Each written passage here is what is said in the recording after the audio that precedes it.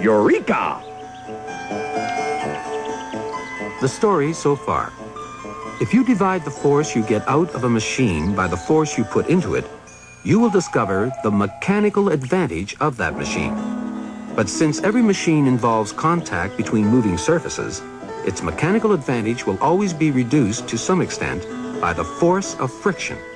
There's a lot of friction involved with the inclined plane, but hardly any with the lever. And now, the screw and the wheel. How many different types of simple machine do you think there are? 2. There are only 2 basic machines, the inclined plane and the lever. These are the mother and father of every machine in the world. All the others are merely variations on the same theme. For example, there's a beautiful machine. No, not your car. The road. Yes, the road. A winding mountain road is a machine, too. Well, suppose the road didn't wind. Suppose it went straight up the side of the mountain. This is a much shorter way to the top, isn't it? And yet it won't do you much good, because the engine of even your magnificent automobile hasn't enough force to lift your car straight up. But suppose we make the road long enough and the slope gentle enough for you to drive up the mountain with ease. What have we done now? Yes, we've made the road into an inclined plane, a simple machine. But that's an expensive way to go up a mountain. It requires an awfully long ramp.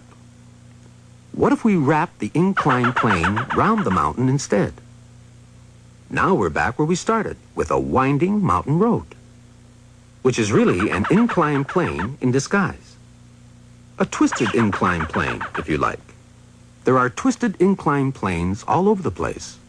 This includes every device that has a spiraling, corkscrewing action, and which allows you to trade extra turning distance for reduced force, either to help you lift things or fasten things together. Here is the commonest example of all, the screw, which is, in fact, the very name which physicists give to every type of twisted inclined plane, the screw. So that's one of the descendants of the inclined plane. Hang on a minute. Can you give me an example of a simple machine that is descended from the lever? Well, you're holding one in your hand right now. Yet another machine that doesn't look like a machine. I know. But have you ever tried to open a door without a doorknob? You haven't got enough leverage, have you? That's where the doorknob comes in. It's a direct descendant of the lever, like this, or this, or this. They're all children of the lever. How come?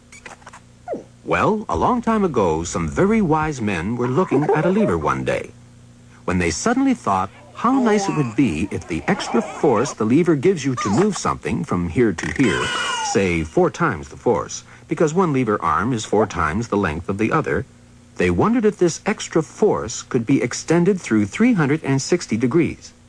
In other words, they wondered if they could make a circular lever, a lever that would go all the way round. And while they were at it, they made up a new name, an axle. With its center where the point of the fulcrum used to be, and the short arm of the lever now running from this center to the outside of the axle, and the long arm running from the center of the axle in the opposite direction. Now when you push the lever with a force, say, of 100 newtons, you can turn the whole axle around with a force of 400 newtons. And that's how you're able to open doors and steer cars and ships and pull up anchors with such ease, thanks to the ancient wise men and their circular lever. Yes, congratulations. You've just reinvented the wheel.